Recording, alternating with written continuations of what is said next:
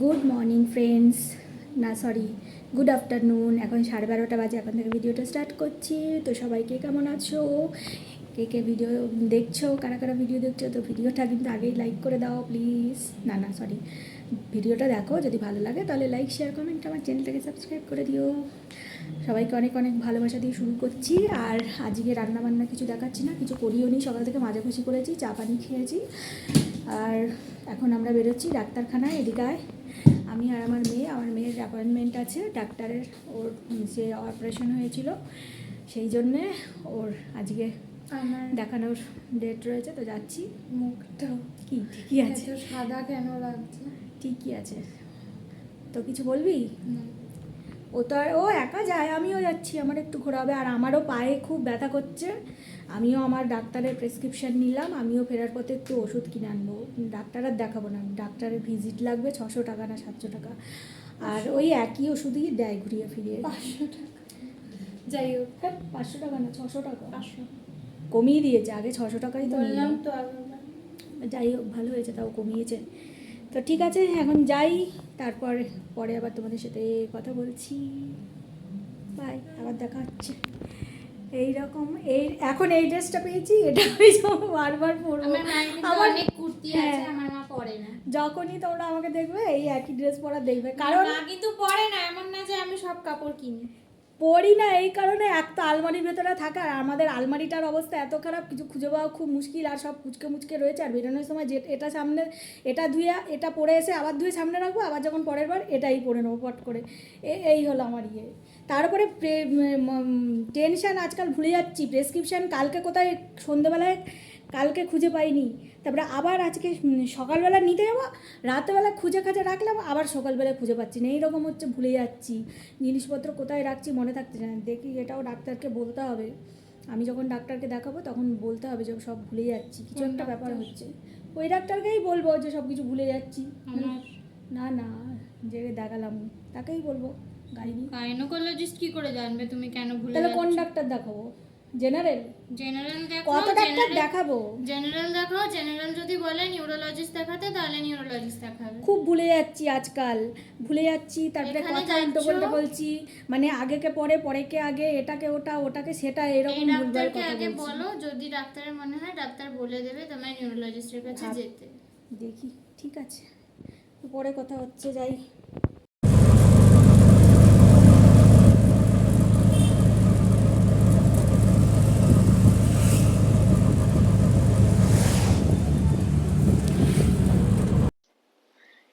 Hello friends, আবার চলে এলাম তোমাদের সামনে। এখন বাজে হলো 2:45।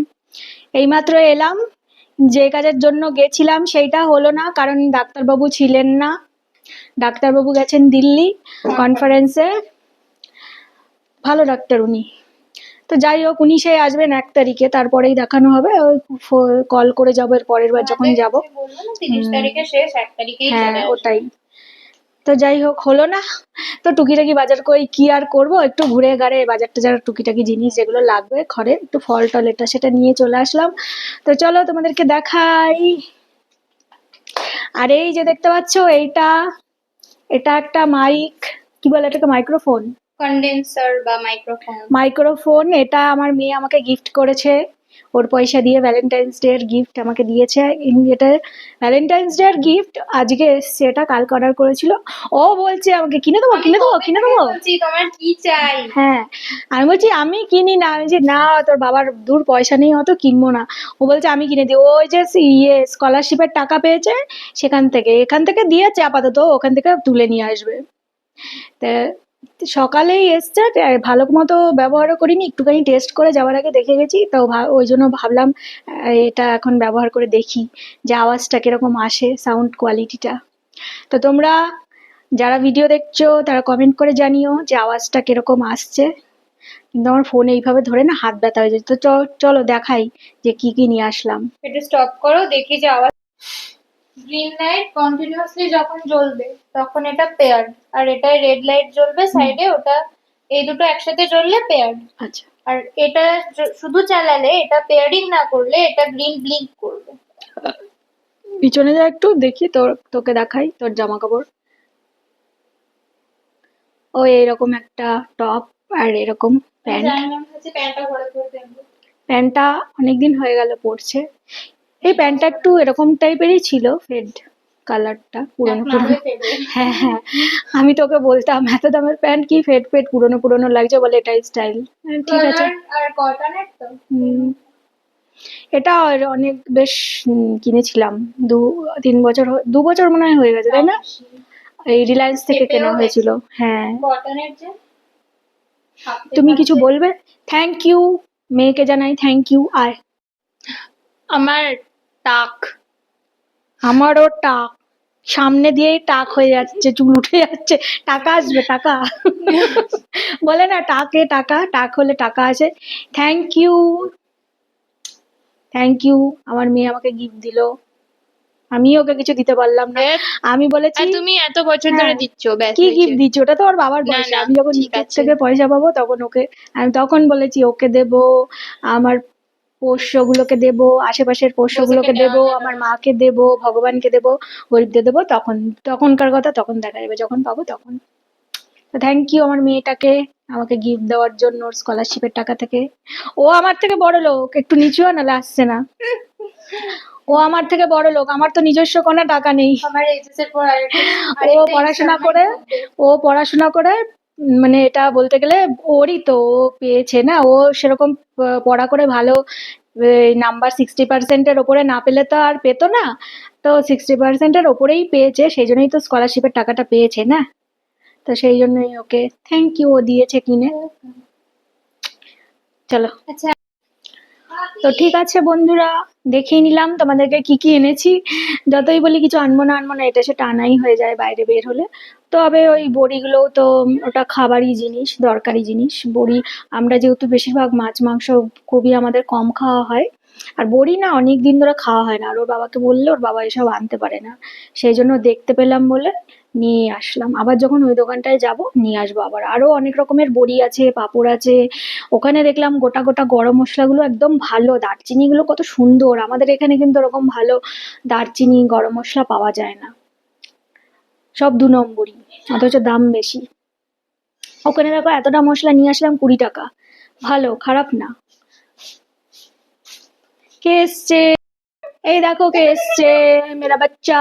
দে, ও খাইনি, ওকে খেতে দে। দুষ্টু কোথাকার আসেনি। যাও খাও গিয়ে। খাওনি কেন? ওই তো ওই ঘরে খাওয়া। দে যে।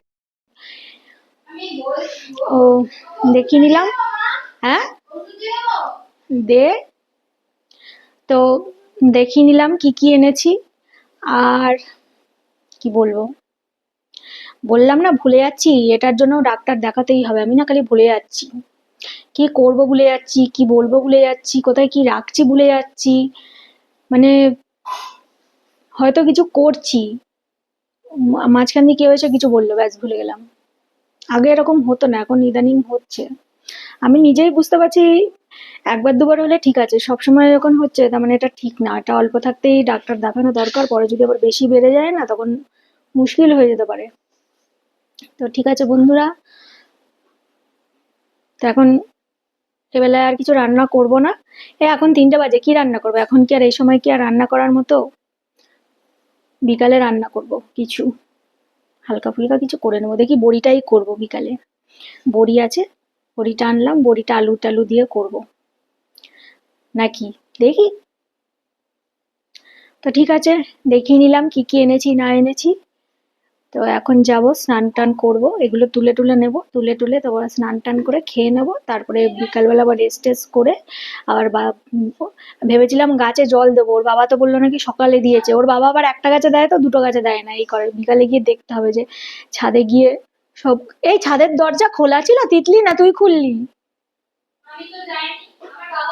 এ মা, দেখেছো ছাদের দরজা খোলা, তোর বাবা বন্ধ করে যায়নি? তোর বাবাকে যে বললাম বন্ধ করে যেতে, যে এই লোকটাকে নিয়ে আর পারা যায় না।